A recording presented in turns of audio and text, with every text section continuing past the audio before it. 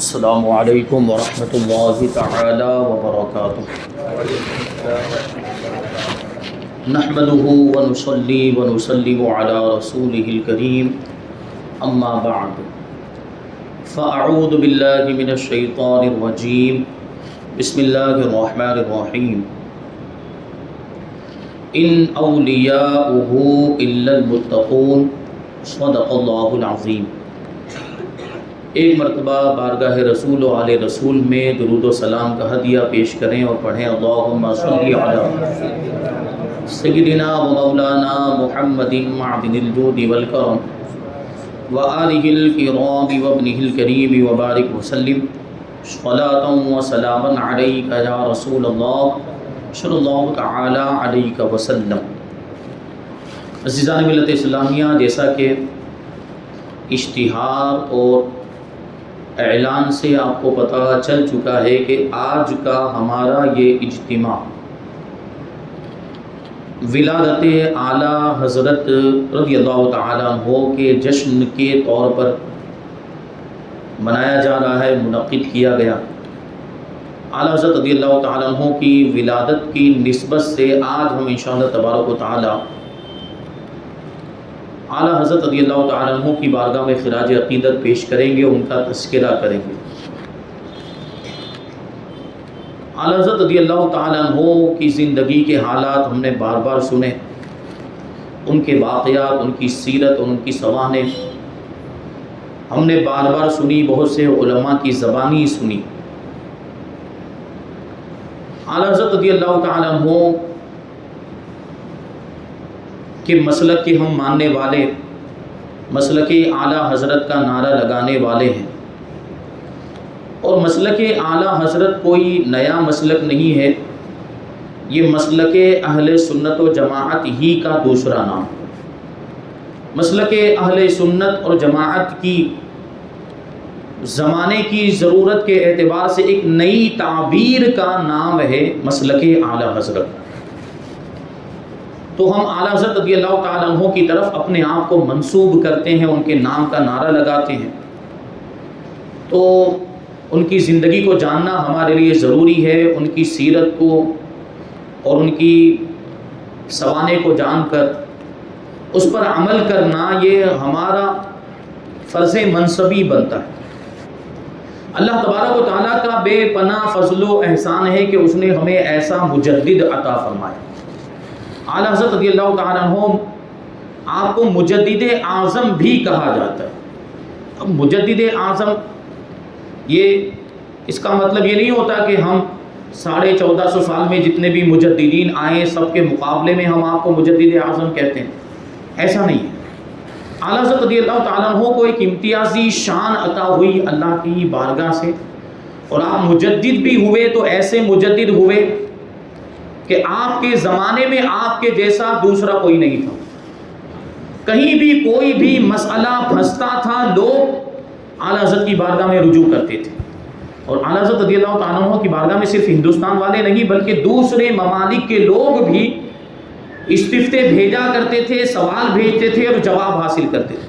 آپ کی بارگاہ میں چین سے بھی سوال آتے تھے، افریقہ سے بھی سوال آتے تھے، یوروپ سے بھی سوال آتے تھے، یہاں تک کہ خود عرب شریف سے، مکہ مکرمہ مدینہ منورہ سے بھی آپ کی بارگاہ میں سوال آتے، عراق سے بھی آپ کی بارگاہ میں سوال آتے تھے۔ یہ شان ہے ہمارے امام کی۔ تو یہ نہ کہا جائے کہ اعلیٰ حضرت رضی اللہ تعالیٰ عنہ کی خدمات یہ صرف ہندوستان میں محدود تھی، اعلیٰ حضرت کی خدمات عالمگیر خدمات، پوری دنیا کے لوگوں نے ہمارے امام سے استفادہ کیا، فائدہ حاصل کیا۔ تو یہ امام اسی وجہ سے تو کہا گیا کہ اعلیٰ حضرت رضی اللہ تعالیٰ عنہ اللہ کی نشانیوں میں سے ایک نشانی، اور حضور پاک صلی اللہ علیہ وسلم کی معجزات میں سے ایک معجزے کا نام امام احمد رضا ہے۔ غوث پاک رضی اللہ تعالیٰ عنہ کی کرامتوں میں سے ایک کرامت کا نام امام احمد رضا ہے۔ تو ایسا مجدد ہمیں اللہ تبارک و تعالیٰ نے عطا فرمایا، اور ابھی لوگ پریشان ہیں کہ اس صدی کا مجدد کون ہے، ابھی کس کو مانا جائے مجدد، اور کون ہے جس نے ایسے کارنامے انجام دیے ہو، تجدیدی کارنامے انجام دیے ہو۔ تو آپ کو معلوم ہونا چاہیے کہ ابھی تک کوئی بھی ایسا مجدد ڈکلیئر نہیں ہو پایا ہے جس پر سب کا اتفاق ہوا۔ 14ویں صدی کا مجدد تو ہم اپنے امام کو مانتے، امام اہل سنت 14ویں صدی کے مجدد، لیکن 15ویں صدی کا مجدد کون ہے، اس میں بڑا اختلاف پایا جاتا ہے۔ تو ابھی تک کسی کو جو ہے کہ اس طریقے سے مجدد کے طور پر ڈکلیئر نہیں کیا کہ جس پر سب کا اتفاق ہو گیا۔ دوسری بات یہ بھی ہے کہ اگلے مجدد کی ضرورت اس وقت پیش آئے جب پچھلے والے مجدد کی تعلیمات سے فائدہ نہ ہو رہا ہو۔ ہمارے مجدد امام اعظم امام اہل سنت اعلیٰ حضرت رضی اللہ تعالیٰ عنہ، مجدد اعظم، امام اعظم میری زبان سے نکل گیا تو ہم اس کو مجدد اعظم میں تبدیل کر لیں۔ مجدد اعظم رضی اللہ تعالیٰ عنہ، اعلیٰ حضرت رضی اللہ تعالیٰ عنہ کی تصانیف، اعلیٰ حضرت رضی اللہ تعالیٰ عنہ جو کچھ لکھ کر گئے ہیں آج تک ان سے لوگ فائدہ حاصل کر رہے ہیں۔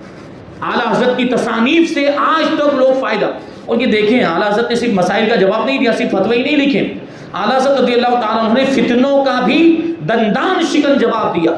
اور کون سے فتنے؟ جو پہلے زمانے میں ہو چکے ان فتنوں کا بھی جواب دیا، جو آپ کے زمانے میں تھے ان فتنوں کا بھی جواب دیا، اور اس کو آپ اعلیٰ حضرت کی کرامت کہیں کہ جو آنے والے زمانے میں فتنے پیدا ہونے والے تھے اعلیٰ حضرت نے پہلے کی اپنی کتابوں میں ان فتنوں کا بھی جواب دے دیا۔ تو اب بتائیے کسی نئے مجدد کی ضرورت، ہم کسی پر طنز نہیں کر رہے ہیں۔ حضور شیخ الاسلام علامہ مدنی میاں مدثر العالی کو بھی لوگوں نے مجدد کہا، لیکن حضرت نے خود ہی منع فرما دیا کہ مجھے مجدد نہ کہا جائے۔ ہم کسی شخصیت پر طنز نہیں کر رہے ہیں، ہم اپنے امام کی بات کریں کہ ہمارے امام کی شان کیا ہے، اعلیٰ حضرت رضی اللہ تعالیٰ عنہ۔ تو ہم آج مختصر طور پر اعلیٰ حضرت رضی اللہ تعالیٰ عنہ کے تقوی پر گفتگو کریں گے کہ مقام اللہ تبارک و تعالیٰ نے اتنا اونچا آپ کو عطا فرمایا، تو تقوی پرہیزگاری بھی ویسی تھی۔ اللہ تبارک و تعالیٰ نے آپ کو کیسا تقوی عطا فرمایا تھا، یہ خوبی بھی آپ کے اندر بدرجہ عدم پائی جاتی ہے۔ اور یہ بات آپ ذہن میں رکھیں کہ ایک ولی کی سب سے بڑی کرامت اس کا تقوی اور اس کی پرہیزگاری۔ آج کے زمانے میں لوگوں نے یہ معیار بنا لیا کہ جو کرامت دکھائے وہی اللہ کا ولی ہوتا ہے، اور کرامت نہیں تو ولی نہیں، جبکہ ایسا نہیں ہے۔ بہت سے اولیاء اکرام ایسے گزرے جن کی ایک بھی کرامت مشہور نہیں۔ تو ولی کی سب سے بڑی کرامت کیا ہے؟ اس کا تقوی، کیونکہ اللہ تبارک و تعالیٰ قرآن مجید میں ارشاد فرماتا ہے ان اکرمکم عند اللہ اتقاکم، کہ بے شک تم میں اللہ کے نزدیک سب سے زیادہ عزت والا، کرامت والا وہ ہے جو تم میں سب سے بڑا متقی اور پرہیزگار ہے۔ تو اللہ تو یہ فرما رہا ہے کہ اللہ کی بارگاہ میں سب سے زیادہ کرامت والا وہ ہے جو سب سے زیادہ پرہیزگار ہے۔ تو اس سے ہمیں کیا پتا چلا کہ پرہیزگاری اور تقوی یہ ولی کی سب سے بڑی کرامت۔ ہم دیکھیں کسی کے اندر کہ وہ تقوی والا ہے، وہ پرہیزگاری والا ہے، وہ شریعت پر عمل کرتا ہے، اور کوئی بھی اس کا عمل شریعت کے خلاف ہمیں نظر نہیں آتا، اور اس کی خلوت اور جلوت ایک جیسی، تنہائی میں بھی شریعت پر عمل کرتا ہے، اور لوگوں کے سامنے بھی اس کا کوئی عمل شریعت کے خلاف نہیں، اس کا کوئی بھی قدم شریعت کے خلاف نہیں اٹھتا ہے، اس کو آپ اللہ کا ولی مان سکتے ہیں، کیونکہ یہ تقوی اور پرہیزگاری اس کی ولایت کی دلیل اور اس کے اللہ کی بارگاہ میں مکرم اور معزز ہونے کی دلیل ہے۔ حالانکہ ہمارے امام کی تو ظاہری کرامتیں بھی بڑی ہیں، سینکڑوں کی تعداد میں علماء نے اعلیٰ حضرت رضی اللہ تعالیٰ عنہ کی کرامتوں کو، ظاہری کرامتوں کو، جن کو کرامات محسوسہ کہا جاتا ہے، ایسی کرامتیں سینکڑوں کی تعداد میں کتابوں کے اندر لکھی ہوئی ہے۔ کبھی موقع ملا تو اس کو بھی ہم بیان کریں گے۔ یوٹیوب پر ایک میرا بیان اس تعلق سے موجود ہے جس میں کرامتیں بیان کی گئی، اور اگر آپ سننا چاہتے ہیں، میٹھی کھاڑی میں عشاء کے بعد پروگرام ہے تو انشاءاللہ ہم وہاں پر وہ کرامتیں بیان کریں گے، کرامات محسوسہ، یعنی جن کو عام طور پر کرامت کہا جاتا ہے، ورنہ حقیقت میں جو کرامت سب سے بڑی کرامت ہے وہ کیا ہے؟ تقوی اور پرہیزگاری۔ تو ہم اپنے امام کے تقوی کو دیکھیں، اعلیٰ حضرت رضی اللہ تعالیٰ عنہ کی پرہیزگاری۔ یہ بیان کیا گیا، مسئلہ ہے یہ کہ کوئی مفتی اگر اس مقام پر فائز ہو گیا کہ اس کی بارگاہ میں بہت سارے فتوے آتے ہیں، کثرت کے ساتھ فتوے آتے ہیں کہ اس کا اکثر ٹائم فتویٰ لکھنے میں ہی جاتا ہے، اکثر اوقات فتوے لکھنے میں مصروف رہتا ہے، تو ایسے مفتی کو جماعت چھوڑنے کی بھی اجازت اور سنت موقدہ چھوڑنے کی بھی اجازت۔ اب اعلیٰ حضرت رضی اللہ تعالیٰ عنہ سے بڑا مفتی کوئی اور ہو سکتا ہے؟ ان کے زمانے میں بھی کوئی نہیں تھا اور آج تک بھی نہیں ہوا۔ اعلیٰ حضرت جیسا مفتی اعلیٰ حضرت کے زمانے میں بھی کوئی نہیں تھا اور آج تک کوئی پیدا بھی نہیں ہوا۔ یہ ہمارے امام کی شان، اتنے بڑے مفتی کے ایک ایک وقت میں 400 سوالات آپ کے دارالافتاء میں موجود ہوتے تھے، ایک ایک وقت میں سوچیں 400 سوالات، تو کتنے مصروف رہتے ہوں گے.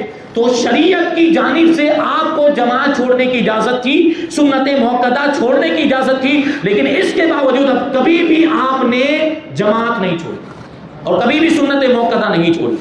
پھر آپ بھی جب کبھی بیمار ہو جاتا ہے، کمزور ہو جاتا ہے، اتنا کمزور ہو جاتا ہے کہ مسجد تک نہیں جا سکتا، تو گھر میں نماز پڑھنے کی اجازت ہے کہ نہیں؟ یا مسجد جائے گا، جا تو سکتا ہے لیکن بیماری بڑھ جائے گی اگر مسجد جا کر نماز پڑھے گا، تو اس کو بھی گھر میں نماز پڑھنے کی اجازت ہے. لیکن ہمارے امام کی شان دیکھیں کہ آخری عمر میں جب آپ بیمار ہوئے، اسی بیماری میں آپ کا وصال ہوا، ایسی سخت بیماری کے باوجود بھی اعلیٰ حضرت رضی اللہ تعالیٰ عنہ مسجد میں جا کر ہی نماز پڑھتے تھے. فتاوی رضویہ شریف کے اندر لکھا ہے، ایک صاحب کے جواب میں آپ نے لکھا کہ 15 ربیع الاخر کو آپ کی رجسٹری موصول ہوئی، آپ کا سوال موصول ہوا، لیکن معاملہ یہ ہے کہ 12 ربیع الاول کی مجلس پڑھنے کے بعد میں ایسا بیمار ہوا کہ ابھی تک بستر میں پڑا ہوا ہوں، یعنی ابھی تک کمزوری گئی نہیں، ابھی تک وہ بیماری کے معاملات اور کیفیت یہ ہو گئی، حالت ایسی، ابھی تک حالت ایسی، بیماری کی وجہ سے ایسی کمزوری آ گئی کہ خود مسجد تک نہیں جا سکتا. معاملہ یہ ہے کہ 4 لوگ کرسی پر بٹھا کر مسجد لے جاتے اور لاتے.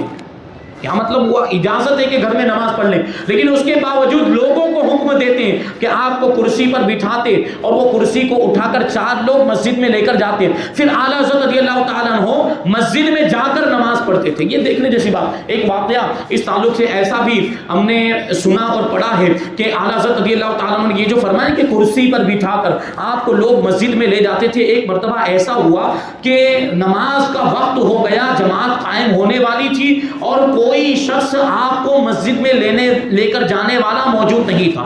کرسی پر اس طرح جو اٹھا کر لے جاتے تھے، بٹھا کر آپ کو کرسی اٹھا کر لے جاتے تھے، تو لوگ نہیں تھے آپ کو مسجد تک پہنچانے کے لیے. تو اعلیٰ حضرت رضی اللہ تعالیٰ عنہ گھسٹتے مسجد میں پہنچے. نماز سے کیسی محبت. لیکن ایک اور چیز یہاں پر یہ بھی آپ نوٹ کریں، اعلیٰ حضرت رضی اللہ تعالیٰ عنہ کتنے زیادہ کمزور، چل پھر نہیں سکتے تھے. کرسی پر بٹھا کر، کرسی اٹھا کر آپ کو مسجد میں لے جایا جاتا تھا، وہاں سے واپس بھی اسی انداز میں لے کر آتے تھے. لیکن یہ آپ کی کرامت کہہ لیجئے یا یہ نماز سے محبت کہہ لیجئے کہ جب آپ کو لوگ مسجد میں لے کر جاتے اور اسی طریقے سے 2 آدمی آپ کو نماز کے لیے بیٹھ کر نماز ہی پڑھتے تھے. یہ اتنی زیادہ کمزوری ہونے کے باوجود اعلیٰ حضرت رضی اللہ تعالیٰ عنہ کھڑے کھڑے نماز پڑھتے تھے. ویسے اگر ان کو کھڑا کیا جاتا تو گر جاتے، اتنی کمزوری تھی. لیکن جب نماز کھڑی ہوتی تو 2 لوگ مل کر آپ کو کھڑا کر دیتے تھے. آپ تکبیر تحریمہ کہتے، اللہ اکبر کہتے، پتہ نہیں کہاں سے طاقت آ جاتی.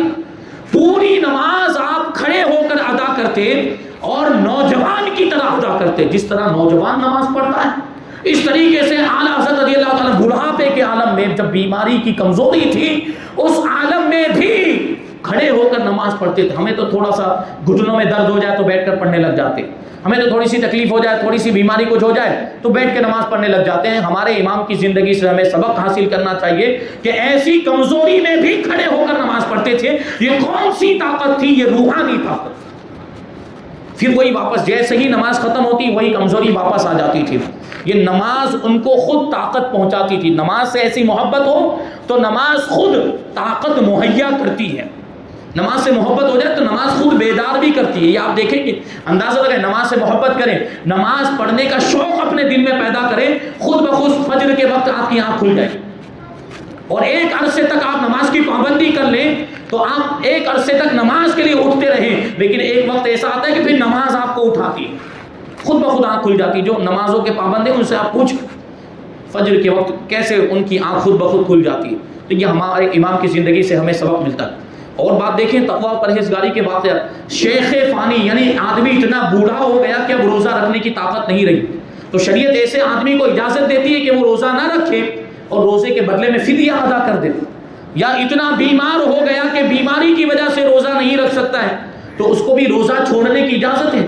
اعلیٰ حضرت رضی اللہ تعالیٰ عنہ آخری عمر میں ایسی ہی پوزیشن میں تھے، روزہ رکھنے کی طاقت نہیں، بہت زیادہ کمزوری آ گئی، بیماری کے معاملات. روزہ چھوڑنے کی شریعت اجازت دیتی ہے. فتویٰ تو یہی ہے، فتویٰ یہ ہے کہ روزہ نہ رکھے تو چل جائے گا. شریعت نے اجازت دی، شریعت نے رخصت دی. لیکن امام کا تقویٰ ملاحظہ فرمائیں.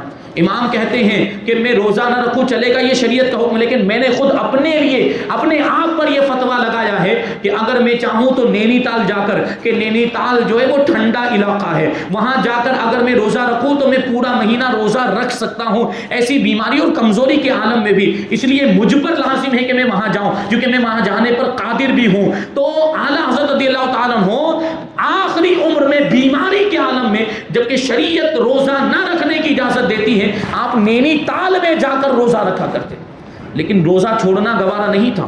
یہ ہمارے امام کا تقویٰ، یہ بچپن ہی سے روزے کی پابندی کیوں؟ بچپن کا واقعہ میں نے پچھلے سال سنایا تھا، وہ بچپن میں نابالغی کے عالم میں آپ نے روزہ رکھا، پہلا روزہ رکھا تھا، بچوں کو ہم بھی تو روزہ رکھواتے، پہلا روزہ رکھواتے ہیں، تو آپ کے والد ماجد دوپہر کے بعد آپ کو کمرے میں لے کر گئے، حضرت علامہ نقی علی خان رحمۃ اللہ تعالیٰ علیہ، اسی کمرے کے اندر وہ فرنی کی پیالیاں رکھی ہوئی تھی، آپ کے والد ماجد نے ایک پیالی اٹھا کر دی کہ بیٹا دیکھو بھوک لگی ہو، صبح سے تم نے کچھ نہیں کھایا ہے۔ وہ چھوٹے بچوں کا روزہ، نابالغ بچہ اگر روزہ توڑ بھی دے تو اس کے لیے کوئی کفارہ نہیں ہوتا ہے، نابالغ بچہ، تو اسی وجہ سے آپ کے والد ماجد نے کیا کہا، بیٹا بھوک لگی ہوگی یہ فرنی کھا لو۔ تو اعلیٰ حضرت بچپن کا عالم ہے نا کہ مجدد کیسا ہوتا ہے، آپ مجدد کے درجے پر فائز ہوئے، اللہ نے آپ کو مجدد بنایا، تو بچپن ہی سے اس کے آثار ظاہر تھے، بچپن ہی سے۔ اعلیٰ حضرت رضی اللہ تعالیٰ عنہ نے اپنے والد ماجد سے کہا کہ میں نے تو روزہ رکھا ہے، میں یہ فرنی کیسے کھا سکتا ہوں؟ تو آپ کے والد ماجد نے کہا بچپن ہے، بچپن کے اعتبار سے جواب دیا کہ دیکھو یہ میں نے دروازہ بھی بند کر دیا، میں نے کھڑکی بھی بند کر دی، یہاں پر کوئی دیکھنے والا نہیں ہے، تم فرنی کھا لو گے کسی کو پتہ بھی نہیں چلے گا۔ امام بچپن میں جواب دیتے ہیں، اپنے والد ماجد سے کہتے ہیں کہ اگرچہ کوئی انسان دیکھنے والا نہیں ہے، لیکن جس کے لیے روزہ رکھا ہے وہ پروردگار تو دیکھ رہا ہے، وہ پروردگار تو دیکھ رہا ہے نا۔ نہیں کھائی فرنی، آپ کے دادا جان کو پتا چلا تو پیشانی کا بوسہ دے لیا، آنکھیں اشک بار ہو گئی، یہ امام کا بچپن ہے۔ تو جوانی کا عالم کیا ہوگا، جوانی میں پھر کیسا تقویٰ ہوگا، اور بڑھاپے میں پھر وہ تقویٰ کتنا زیادہ ترقی کر گیا ہوگا، یہ ہمارے امام کی شان ہے۔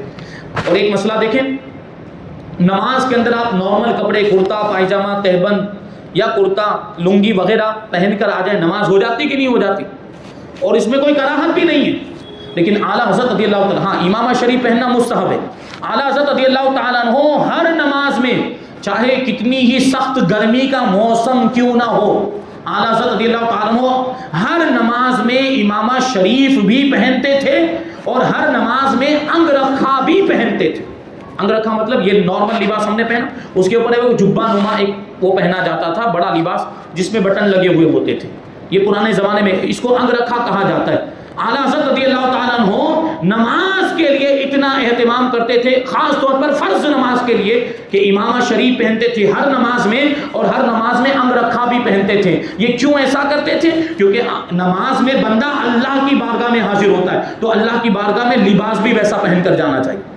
تو اس سے ہمیں عبرت حاصل کرنی چاہیے کہ ہم پھٹا پرانا لباس پہن کر آ جاتے ہیں، گندا لباس پہن کر آ جاتے ہیں، مناسب لباس نہیں ہوتا۔ کبھی تو ایسا لباس ہوتا ہے کہ نماز میں خلل واقع ہو جائے، سطر کھل رہا ہوتا ہے، یہ بات پہلے بھی عرض کی گئی، بہت سے نوجوان، ہمارے نوجوان بھائی وہ ایسی پینٹ پہنتے ہیں وہ یہاں سے پھٹی ہوتی ہے، وہ گھٹنا نظر آ رہا ہوتا ہے، ان کی نماز نہیں ہوتی۔ اس طرح کا لباس نہیں پہننا چاہیے، ہمیں اپنے امام کی زندگی سے سبق حاصل کرنا چاہیے کہ نارمل لباس پہن کر نماز ہو جاتی، کوئی کراہت نہیں آتی، لیکن اس کے باوجود انتہائی عمدہ قسم کا لباس امامہ شریف بھی پہنتے تھے، اور اس پر انگ رکھا، گرمی ہونے کے باوجود بھی انگ رکھا پہن کر نماز پڑھنے کے لیے حاضر ہوتے تھے، کیونکہ ان کا تصور، اور یہ بھی حقیقت بھی ہے کہ میں اللہ کی بارگاہ میں حاضر ہو رہا ہوں، تو مجھے اسی اعتبار سے لباس بھی پہننا چاہیے۔ تو ہم بھی جب نماز پڑھنے کے لیے آئیں تو لباس بھی اس انداز کا ہونا چاہیے۔ کیسا لباس ہونا چاہیے؟ تہذیب والا، ادب والا، نیک لوگوں کا لباس، صالحین کا جو لباس، ایسا لباس پہن کر آنا چاہیے۔ بہرحال وہ ابھی اس پر گفتگو کریں تو بات لمبی ہو جائے گی، ہم تقوی کی بات کر رہے ہیں۔ ایک مرتبہ ایسا ہوا کہ اعلیٰ حضرت رضی اللہ تعالیٰ عنہ کی بارگاہ میں ایک شخص آئے، اور وہ بدایونی پیڑے لے کر آئے، اور وہ اس زمانے میں یہ اس طرح ہمارے ابھی جو مٹھائی کے باکس چلتے ہیں، کچھ تو پٹھے کے باکس ہوتے ہیں، کچھ تو پلاسٹک کے ہوتے ہیں، اس زمانے میں یہ سب باکس نہیں چلتے تھے، مٹھائی کے باکس، وہ مٹی کے برتنوں میں یہ چیزیں رکھی جاتی تھی۔ تو وہ جو شخص آئے وہ مٹکے کے اندر، مٹی کے مٹکے میں مٹھائی رکھ کے لائے تھے، یہ پیڑے، بدایونی پیڑے رکھ کے لائے تھے۔ اعلیٰ حضرت رضی اللہ تعالیٰ عنہ کی بارگاہ میں وہ مٹکا پیش کیا اور سلام عرض کیا۔ اعلیٰ حضرت رضی اللہ تعالیٰ عنہ نے پوچھا کیسے آنا ہوا؟ تو انہوں نے کہا بس حضور سلام عرض کرنے کے لیے حاضر آ جاؤں۔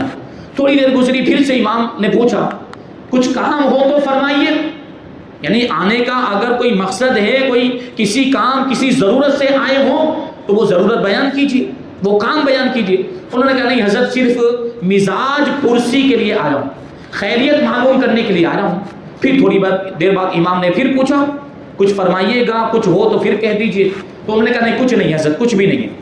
تو اعلیٰ حضرت رضی اللہ تعالیٰ عنہ اپنے کام میں مشغول ہو گئے، فتویٰ لکھ رہے تھے، فتویٰ لکھنے میں مشغول ہو گئے۔ ابھی تھوڑی دیر گزری تھی کہ وہ آنے والے شخص انہوں نے تعویذ کا مطالبہ کر دیا۔ دیکھیے غور کریں، انہوں نے تعویذ کی درخواست کی، حضرت یہ فلاں فلاں چیز کے لیے مجھے تعویذ چاہیے۔ اب اعلیٰ حضرت رضی اللہ تعالیٰ عنہ کا انداز بدل گیا اور چہرے کا رنگ تبدیل ہو گیا۔ ارشاد فرمایا کہ ہم نے آپ سے 3 مرتبہ پوچھا کہ کوئی ضرورت ہو تو بتائیے، کسی کام سے آئے ہوں تو وہ کام فرمائیے، آپ نے نہیں کہا۔ 3 مرتبہ آپ سے پوچھا گیا لیکن آپ نے کہا کوئی کام نہیں ہے، آپ کو بتانا چاہیے تھا۔ بہرحال اعلیٰ حضرت رضی اللہ تعالیٰ عنہ اپنے بھانجے حضرت علی احمد خان وہ تعویذ اعلیٰ حضرت رضی اللہ تعالیٰ عنہ کے عطا کردہ تعویذ لکھا کرتے تھے۔ آپ نے ان کو حکم دیا کہ ایک تعویذ یہ آنے والے شخص کو دے دیا جائے، اور ساتھ ہی ساتھ جو مٹھائی کی مٹکی جو گھر میں اندر بھیج دی گئی تھی، اعلیٰ حضرت نے اپنے بھانجے سے ارشاد فرمایا کہ وہ مٹکی واپس لے کر آؤ۔ اعلیٰ حضرت رضی اللہ تعالیٰ عنہ نے وہ تعویذ تو ان کو دیا، ساتھ میں مٹھائی کی مٹکی بھی واپس کر دی اور کہا اس کو واپس لے کر جاؤ، ہمارے یہاں تعویذ بکتا نہیں ہے، ہمارے یہاں تعویذ بکتا نہیں، تعویذ کی کوئی قیمت نہیں لی جاتی۔ کیونکہ اب اس کا مطلب یہ ہو گیا نا کہ انہوں نے مٹھائی تعویذ کی وجہ سے دی تھی، تعویذ لینے کے لیے۔ اسی لیے امام بار بار پوچھ رہے تھے، پہلے 3 مرتبہ پوچھا کہ کوئی کام ہو تو بتاؤ، کوئی ضرورت ہو تو بتاؤ، کس لیے آئے ہو وہ بتاؤ۔ انہوں نے نہیں بتایا تو اس کو تحفہ سمجھا، اور تحفہ قبول کرنا تو رسول پاک صلی اللہ علیہ وسلم کی سنت ہے، تو وہ مٹکا اندر پہنچا دیا گیا تھا۔ لیکن تھوڑی دیر کے بعد انہوں نے تعویذ مانگ لیا۔ اب امام کہتے ہیں کہ یہ تو تعویذ کا بدلہ ہو گیا، یہ مٹھائی تعویذ کی قیمت ہو گئی، اور ہمارے یہاں تعویذ بکتا نہیں، آپ یہ مٹھائی واپس لے کر جائیں۔ اب وہ ضد کر رہے ہیں، اب وہ اصرار کر رہے ہیں، حضرت یہ مٹھائی قبول فرما لیں، یہ مٹھائی لے لیں، آپ اس مٹھائی کو رکھ لیں۔ لیکن امام کہتے ہیں نہیں، اس مٹھائی کو ہم نہیں رکھ سکتے، یہ آپ کو واپس لے کر جانا ہوگا۔ آخر کار مجبور ہو کر وہ مٹھائی واپس لے کر گئے۔ یہ امام کا تقویٰ ہے، اعلیٰ حضرت رضی اللہ تعالیٰ عنہ کا ایسا تقویٰ۔ ایک مرتبہ ایسا ہی واقعہ، اعلیٰ حضرت رضی اللہ تعالیٰ عنہ کو مٹی کے تیل کی ضرورت پڑی۔ مٹی کا تیل یعنی وہ گھاسلیٹ، کیروسین، مٹی کے تیل کی ضرورت پڑی۔ تو اس زمانے میں بریلی شریف میں ایک صاحب تھے جہانگیر رضوی صاحب، جہانگیر خان رضوی، اعلیٰ حضرت ہی کے مرید تھے، وہ یہ مٹی کا تیل بیچا کرتے تھے۔ تو اعلیٰ حضرت رضی اللہ تعالیٰ عنہ نے ان سے کہا کہ ہمیں ایک پیپا مٹی کے تیل کی ضرورت ہے، یعنی وہ ایک ڈبہ، اس زمانے میں اس کو پیپا کہا جاتا ہے۔ تو اعلیٰ حضرت نے کہا کہ ہمیں ایک پیپا مٹی کے تیل کی ضرورت ہے، پہنچا دیا جائے۔ تو جہانگیر خان صاحب نے وہ ایک پیپا مٹی کا تیل اعلیٰ حضرت رضی اللہ تعالیٰ عنہ کی بارگاہ میں حاضر کر دیا۔ اعلیٰ حضرت رضی اللہ تعالیٰ نے پوچھا کہ اس کی قیمت کیا ہے؟ تو انہوں نے جواب دیا کہ حضرت عام لوگوں سے تو ہم اتنا لیتے ہیں لیکن آپ اتنا کم دے دیجیے۔ ہوتا ہے نا صاحب، بزرگوں کو کچھ سامان بیچتے ہیں تو ان سے کم لیتے ہیں، عالم صاحب، امام صاحب یا کوئی معظم دینی، کوئی دینی پیشوا، کوئی دینی مقتدا ہوتا ہے، ہم ان سے کم قیمت لیتے کہ نہیں لیتے؟ تو انہوں نے بھی یہی بات کی کہ عام لوگوں سے میں اتنے روپے لیتا ہوں، آپ اتنے کم دے دیجئے۔ اعلیٰ حضرت رضی اللہ تعالیٰ نے ارشاد، نہیں، جو قیمت تم عام لوگوں سے لیتے ہو وہی بتاؤ، ہم وہی دیں گے۔ تو وہ جہانگیر خان صاحب کہتے ہیں حضرت آپ عالم دین ہیں، آپ ہمارے بزرگ ہیں، میں آپ سے عام قیمت کیسے لے سکتا ہوں؟ تو اعلیٰ حضرت رضی اللہ تعالیٰ عنہ نے ارشاد فرمایا کہ میں علم نہیں بیچتا، اگر میرے علم کی وجہ سے تم قیمت کم کر رہے ہو، میرے عالم ہونے کی وجہ سے تم قیمت کم کر رہے ہو، تو میں قیمت کم نہیں دوں گا، جتنا تم لوگوں سے لیتے ہو وہ بتاؤ۔ آخر کار مجبور ہو کر انہوں نے بتایا، اعلیٰ حضرت رضی اللہ تعالیٰ عنہ نے اتنی ہی قیمت ادا فرمائی۔ یہ اعلیٰ حضرت کا تقویٰ، جبکہ فتویٰ کیا ہے کہ لے سکتے ہیں، اگر کوئی عالم دین کو قیمت کم کر کے دیتا ہے، کوئی سامان سستے میں دیتا ہے تو وہ لے سکتے ہیں، یہ فتویٰ ہے، اجازت ہے۔ لیکن یہ اعلیٰ حضرت کا تقویٰ تھا، تقویٰ، تبھی تو ہم نے موضوع ہی منتخب کیا ہے تقویٰ و پرہیزگاری اعلیٰ حضرت رضی اللہ تعالیٰ عنہ کی۔ تو اگر کوئی امام کو، بلکہ امام کی، عالم کی، جو دینی پیشوا، ان کی خدمت کرنی چاہیے۔ تو اس طریقے سے فری میں سامان پہنچا دینا، فری میں کوئی چیز یا تحفے کے طور پر کوئی چیز دے دینا، اچھی نیت کے ساتھ اگر دیا جائے تو آپ کو ثواب ملے گا۔ اماموں کی خدمت کریں، عالموں کی خدمت کریں، اس طرح یہ ثواب کا کام ہے۔ اور میں نے تو یہاں تک پڑھا ہے کہ جو کسی عالم کی خدمت کرتا ہے، میں یہ بات آپ غور سے سنیں، جو کسی عالم دین کی خدمت کرتا ہے تو اللہ تبارک و تعالیٰ اس کے صلے میں یا تو اس کو عالم دین بنا دیتا ہے یا اس کی اولاد میں سے کسی کو عالم دین بنا دیتا ہے۔ یہ توجہ والی بات ہے، آپ اس کو غور کر کے دیکھ سکتے ہیں اپنے معاشرے کے اندر، اپنے متعلقین میں، اپنے پہچان والوں میں، کہ جو علماء کے خادم ہیں، جو علماء کی خدمت کرنے والے ہیں، وہ خود عالم بن گئے یا پھر ان کی اولاد میں کوئی نہ کوئی عالم بن گیا۔ یہ علماء کی خدمت کا صلہ اللہ تبارک و تعالیٰ اس طرح عطا فرماتا ہے۔ بہرحال اعلیٰ حضرت رضی اللہ تعالیٰ عنہ، میں نے ابھی عرض کیا کہ ایک وقت میں 400 سوالات آپ کے دارالافتاء میں آتے تھے۔